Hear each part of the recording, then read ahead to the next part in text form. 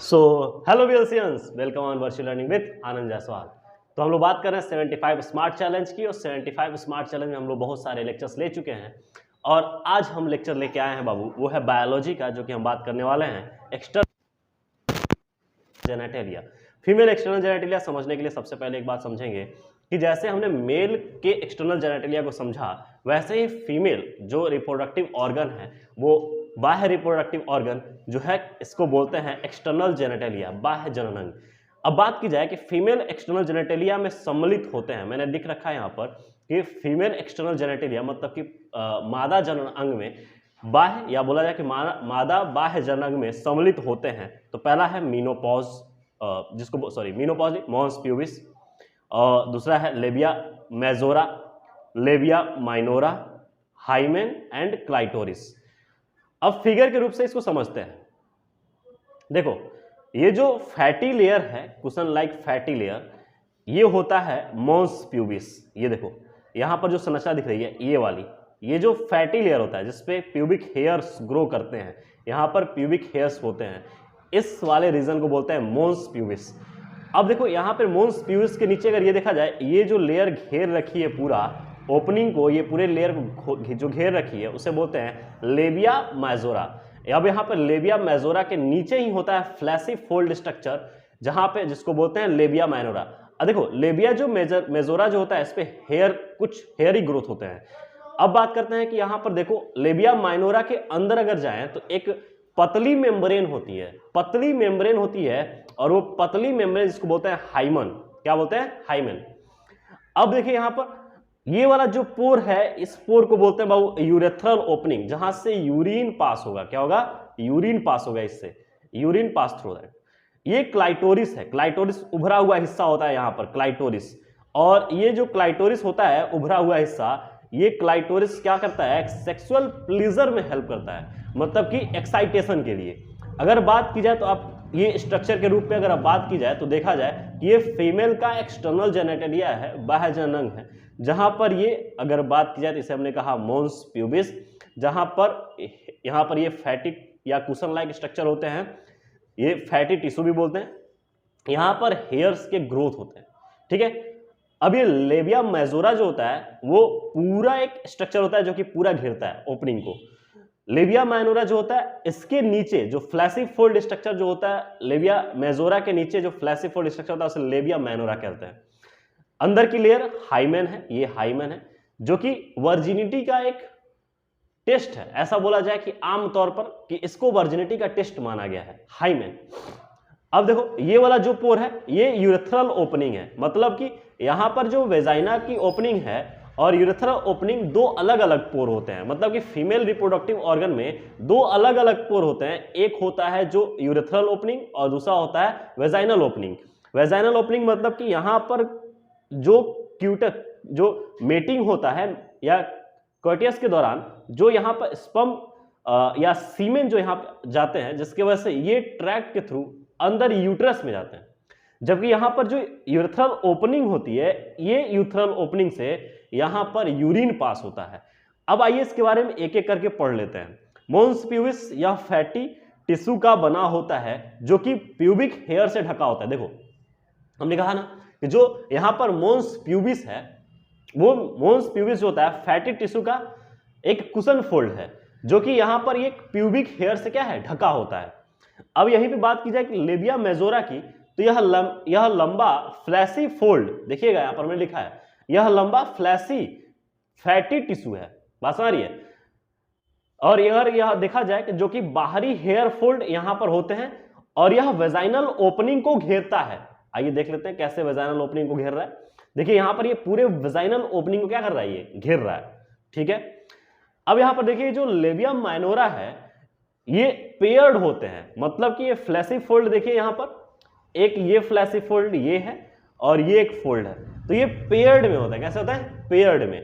तो labia minora यह paired में होते हैं, जो कि लेबिया मेजोरा के नीचे होते हैं, जो कि लेबिया मेजोरा के नीचे स्थित होते हैं।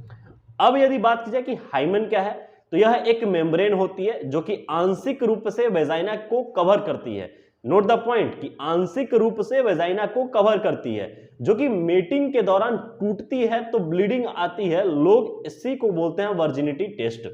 जबकि ये बात हमेशा क्या कही जाती है कि गलत कही जाती है, क्योंकि कुछ फीमेल्स में हॉर्स राइडिंग या अगर कहें कि जर्क या फीमेल जो प्लेयर फीमेल है उनका जो ये जर्क की वजह से रनिंग के लिए जंपिंग हाई जंप की वजह से ये जो वेजाइना की जो कवर है या बोला जाए जो हाइमन लेयर है वो ब्रेक हो जाती है। इसलिए इसको हमेशा हर एक जगह इसको वर्जिनिटी टेस्ट नहीं बोल सकते। बात समझ में आ रही है? तो ये बायोलॉजी के अकॉर्डिंग वर्जिनिटी टेस्ट इसको न माना जाता है। अब देखो जो क्लाइटोरिस जो होता है, क्लाइटोरिस जो होता है ये यूरेथ्रल ओपनिंग के ऊपर होता है और इसका फंक्शनल क्या है या बोला जाए कि इसका कार्य क्या है, तो ये सेक्सुअल प्लीजर में सहायक होता है। याद रखिएगा बाबू कि जो ये क्लाइटोरिस है ये यूरेथ्रल ओपनिंग के ऊपर होता है और ये सेक्सुअल प्लेजर में सहायक होता है। नेक्स्ट पॉइंट देखिए, यहां पर अगर हम बात करें कि जो बाह्य जननांग है जो कि मेजरली जहां पर मेटिंग संपन्न होगा वो है वेजाइना। यहां पर इसको बोलेंगे फीमेल एक्सटर्नल जेनेटेलिया का बाह्य ऑर्गन है जहां सीमेन को इंसेमिनेट किया जाता है क्वाइटस के दौरान, या बोला जाए कि यहां पर क्वाइटस संपन्न होता है। बात समझ में आ रही है कि यहीं पर जो मेल जो होता है वो अपने एक्सटर्नल जेनेटेलिया थ्रू यहां पर गैमिट को लाकर इंसेमिनेट कर देता है। बात समझ में आ रही है? अब देखी जाए तो यहां पर मेजरली एक और बात क्वेश्चंस बन के आती है कि फीमेल का फर्स्ट सेक्सर या बोला जाए कि अगर बात की जाए कि फीमेल का जो ये एक्सटर्नल जेनेटेलिया जो है वो एक्सटर्नल जेनेटेलिया के थ्रू अगर बात की जाए यहीं पर, तो हमने बात किया था यहां पर एसेसरी डक्ट, और एसेसरी डक्ट में हमने बात किया था वेजाइना और सर्वाइकल कैनाल को हमने बोला था बर्थ कैनाल। देखो यहां पे लिखा हुआ है। तो ये चीजें यहीं से क्या होता है कि बेबी का बर्थ कैनाल ये खुलता है और बेबी यहीं से बाहर आता है। अच्छा एक और चीज हमको बात करनी है जो है यूट्रस। क्या है ये? यूट्रस। यूट्रस की लेयर आपको याद रखना पड़ेगा, ये इंडोमेट्रियम, मायोमेट्रियम और पेरीमेट्रियम। जो यूट्रस होता है वो पियर्स शेप होता है। कैसा होता है? Pears shape. ठीक है, याद रखिएगा। ये कुछ छोटी छोटी बातें हैं जो कि आपको याद रखनी है। अब हमने देख लिया यहां पर, अगर आपसे कोई पूछेगा कि फीमेल का प्राइमरी सेक्स ऑर्गन क्या है, तो प्राइमरी सेक्स ऑर्गन हो गया बाबू फीमेल का, यदि अगर बात की जाए तो प्राइमरी सेक्स ऑर्गन हो गया उसका ओवरी, और सेकेंडरी सेक्स ऑर्गन होता है मेमरी ग्लैंड। क्या होता है? मेमरी ग्लैंड, जो कि हम देखने वाले हैं मेमरी ग्लैंड। जैसे ऐसे ही बात की जाए कि मेल में प्राइमरी सेक्स ऑर्गन क्या है, तो मेल का प्राइमरी सेक्स ऑर्गन होता है टेस्टिस, और सेकेंडरी सेक्स ऑर्गन होता है कि बियर्ड्स का ग्रोथ होना, बॉडी अलग डेवलप हो जाना। ये सेकेंडरी सेक्स ऑर्गन का या बोला जाए सेकेंडरी सेक्सुअल कैरेक्टर है। बात समझ में आ रही है?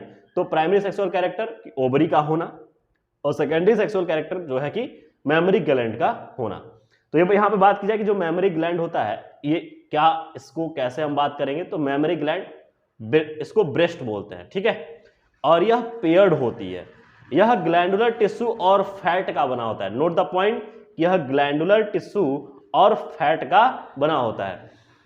एक ब्रेस्ट के मेमरी ग्लैंड में 15 से 20 मेमरी लोब्स होते हैं। याद रखिएगा कि एक ब्रेस्ट के मेमरी ग्लैंड में 15 से 20 मेमरी लोब होते हैं, जो सेल्स का गुच्छा या बोला जाए कि जो कि सेल्स का गुच्छा एल्विलाई रखते हैं।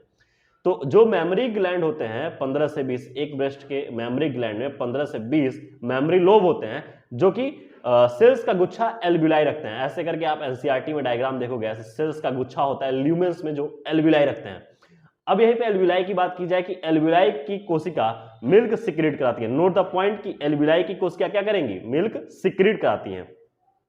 जो एल्विलाई की कैविटी में ल्यूमेन में स्टोर होता है, जो कि एल्विलाई की जो कैविटी होती है उस कैविटी के ल्यूमेन में क्या होता है? स्टोर होता है। मतलब कि मिल्क को सिक्रीट तो कराती है मगर मिल्क स्टोर कहां होता है? ल्यूमेन में। ठीक है, प्रत्येक लोब में या बोला जाए प्रत्येक लोब में ट्यूब्यूल मिलकर मेमोरी डक्ट बनाते हैं। मतलब कि प्रत्येक लोब के ट्यूब्यूल्स जो होते हैं मेमोरी ट्यूब्यूल्स वो मिलकर मेमोरी डक्ट बनाते हैं, और सारे मेमोरी डक्ट मिलकर एक चौड़ी एम्पुला अर्थात बोला जाए मेमोरी एम्पुला बनाती हैं। अब यहीं पर देखा जाए मेमोरी एम्पुला जो होता है बाबू आगे चलकर लैक्टिफेरस या बोला जाए कि लैक्टिफेरस डक्ट में खुलती है, और ये लैक्टिफेरस डक्ट निप्पल्स में या बोला जाए कि निपल से खुलती है और यहीं पर मिल्क का सिक्रीशन होता है। इसको अगर हम बात करें तो यहां पर ऐसे समझ सकते हैं कि ये जो ब्रेस्ट है इसमें मेमोरी ग्लैंड होंगे और प्रत्येक मेमोरी ग्लैंड में क्या होंगे 15 से 20 मेमोरी लोब होंगे और इस मेमोरी लोब में एल्ब्यूलाई होंगे, जो कि एल्ब्यूलाई के ल्यूमेन रीजन में क्या होगा कि मिल्क का सिक्रीशन या मिल्क को स्टोर किया जाएगा और वहीं से मिल्क का सिक्रीशन होगा एल्ब्यूलाई के थ्रू। अब ये जो मेमोरी लोब है ये सारे मेमोरी लोब मिलकर बनाती है मेमोरी टिब्यूल और ये मेमोरी टिब्यूल्स जो आगे जाके खुलती हैं या चौड़ी एक आगे जाके एक लेयर जो अलग की लेयर दिखती है उसको बोलते हैं मेमोरी डक्ट और ये मेमोरी डक्ट आगे खुलती है इसको बोलते हैं मेमोरी एम्पुला और ये मेमोरी एम्पुला जाके खुलती है लैक्टिफेरस डक्ट में और लैक्टिफेरस डक्ट जो कि फ्यूज होती है निप्पल से और यहीं पर मिल्क का सिक्रीशन हो जाता है। मतलब कि अगर बात की जाए कि बेबी बर्थ के बाद मिल्क का सिक्रीशन कैसे होता है या मिल्क स्टोर कैसे होता है तो इस फिनोमिना को समझना पड़ेगा। अगर आपसे कोई पूछ दे कि secondary sexual character in female तो आप बोलोगे सेकेंडरी सेक्सुअल कैरेक्टर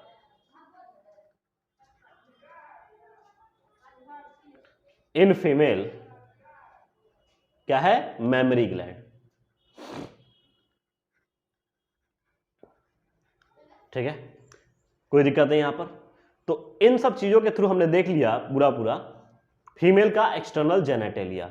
एक बार फिर से देख लीजिए फीमेल का एक्सटर्नल जेनेटेलिया और रिवाइज कर लीजिए। ठीक है, नेक्स्ट लेक्चर में हम मिलते हैं जो कि हम बात करेंगे कि यहां पर फीमेल का जो कि गैमिट का फॉर्मेशन अर्थात oogenesis, अलग पार्ट रखा है हमने oogenesis का क्योंकि oogenesis में समझना बहुत जरूरी है कि कैसे गैमिट का फॉर्मेशन होता है। जो कि मेल में जैसे शुक्राणु का निर्माण होता है, ध्यान रखिए थोड़ी बातें कुछ बातें कर लेते हैं यहां पर कि जो मेल में शुक्राणु का निर्माण होता है कुछ उसी तरीके से होता है परंतु पूरे डिफरेंट तरीके से होता है।